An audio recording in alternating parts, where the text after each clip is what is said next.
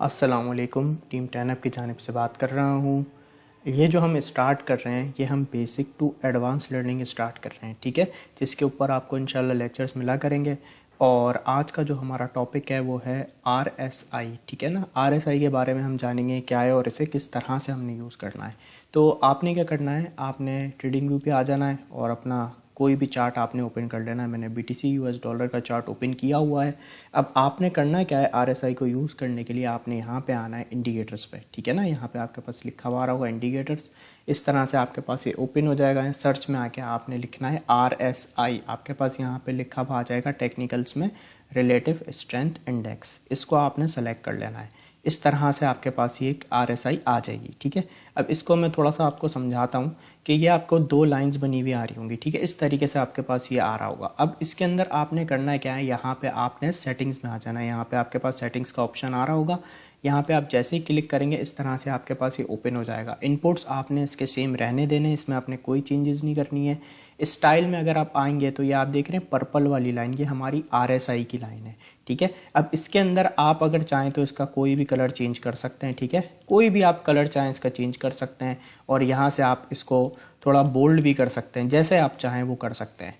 और ये जो हमारी दूसरी वाली लाइन है येलो वाली, ये हमारी RSI based moving average line है, ठीक है। इसको भी आप चाहें तो इसका कोई भी कलर यहाँ से आप दे सकते हैं, ठीक है। अभी मैं आपको सेटिंग समझा रहा हूँ, सिर्फ कोई भी आप यहाँ पे कलर दे सकते हैं, ठीक है।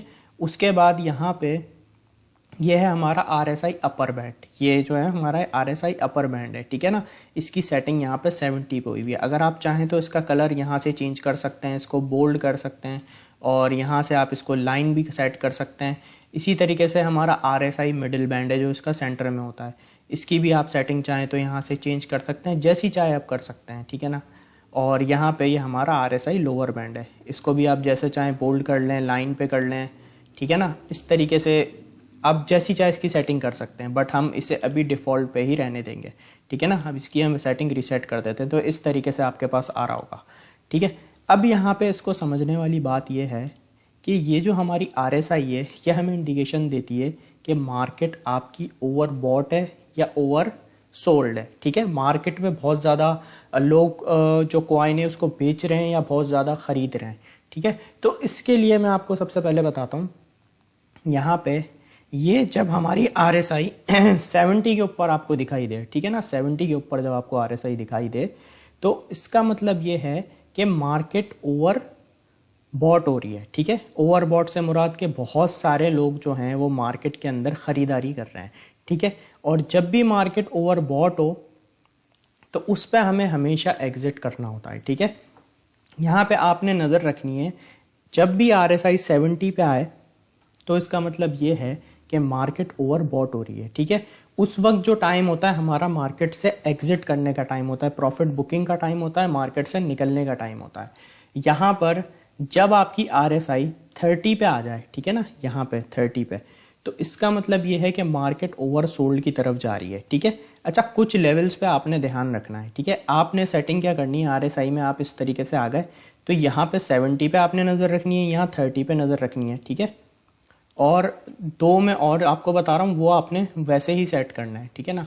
जैसे यहाँ पे 70 और 30 हो गया, ठीक है। 70 मतलब ये जो मार्केट है वो बहुत ज़्यादा ओवरबॉट की तरफ जा रही है, ठीक है ना। और यहाँ पे जब 30 पे हो तो मार्केट ओवर सोल्ड की तरफ जा रही है। तो आपने यहाँ पे क्या करना है, एक सेटिंग और करनी है, इसको आपने एक यहाँ से लाइन लगानी है, ठीक है। और इसको आपने यहाँ पे 80 पे सेट कर देना है। यहाँ पे मैं आपको सेटिंग्स बता रहा हूँ, ठीक है ना। ये अब आपने 80 पे सेट कर लिया, आप चाहें तो इसका कलर भी चेंज कर लें। और यहाँ पे आपने एक अगेन से यहाँ पे हॉरिजॉन्टल लाइन लेनी है और उसको यहाँ पे बना देना है और उस पे आपने इसकी सेटिंग रख लेनी है 20, इस तरह से, ठीक है। तो ये इस तरीके से आप RSI के अंदर एक सेटिंग हो गई है, ठीक है। अब यहाँ पे आपने ख़रीदना और बेचना कब होता है या एंट्री और एग्जिट कब लेनी होती है मार्केट के अंदर, कि जब आपकी ये 30 से नीचे आपको दिखाई दे मार्केट ओवर सोल्ड की तरफ जा रही है तो उस वक्त आप थोड़ी सी एंट्री ले सकते हैं, ठीक है ना। सिर्फ आपने RSI की बेस पे कभी भी एंट्री नहीं लेनी होती है, हमें और डिफरेंट चीज़ों को भी देखना होता है। बट आप अगर सिर्फ इसके लिए आप यहाँ पे 2-3 चीज़ों को और भी देखें, ठीक है ना, हम आहिस्ता आहिस्ता आगे पढ़ेंगे। बट यहाँ पे अगर आपको 30 से नीचे अगर ये RSI दिखाई दे तो आप थोड़ी सी यहाँ पे बाइंग बना सकते हैं। और अगर मार्केट आपको 20 या 20 से नीचे दिखाई दे, यहाँ पे देख रहे हैं बहुत ज़्यादा मार्केट जो है ओवरसोल्ड हो चुकी है, सब ने बेच दिया हो, तो ये टाइम एक अच्छी बाइंग का होता है। ठीक है, अच्छी बाइंग आप कब कर सकते हैं, जब आपको 20 से नीचे दिखाई दे।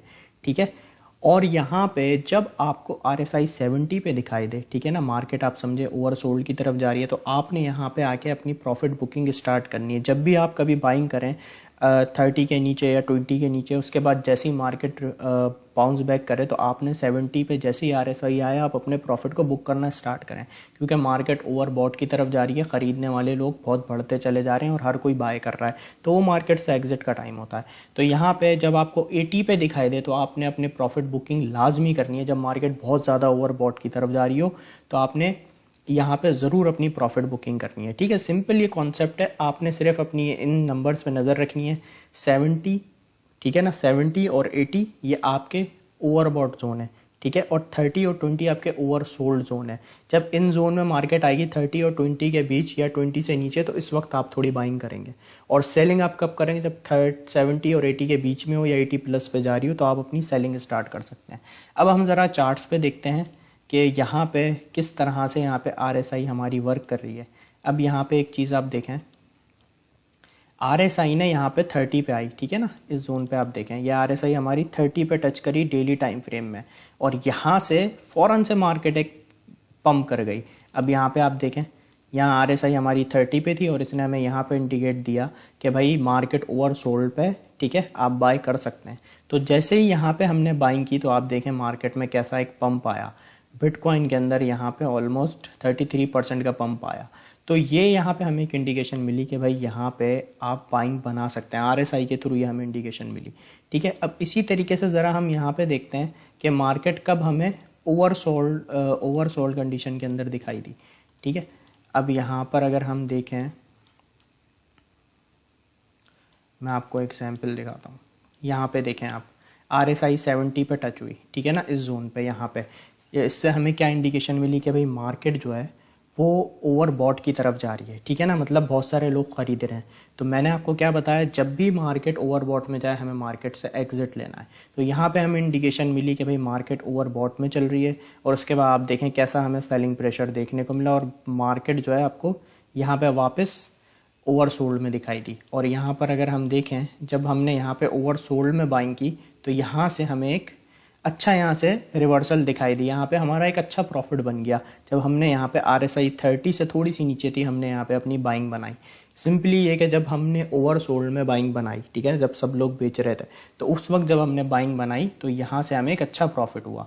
तो हमेशा आपने जब ओवरसोल्ड हो, 30 के नीचे हो, 20 के नीचे हो स्पेशली, तो आप वहाँ पे थोड़ी सी बाइंग कर सकते हैं। ठीक है, और आप सेलिंग कब कर सकते हैं RSI के थ्रू, जब आपको ये ओवरबॉट में नज़र आए। ओवरसोल्ड में आपने बाइंग की थोड़ी सी, और जब आपको ओवरबॉट में दिखाई दिया तो आपने सेलिंग कर दी। ठीक है, सिंपली ये RSI का कॉन्सेप्ट है। तो आई होप आपको ये लेक्चर क्लियर होगा। Thank you so much.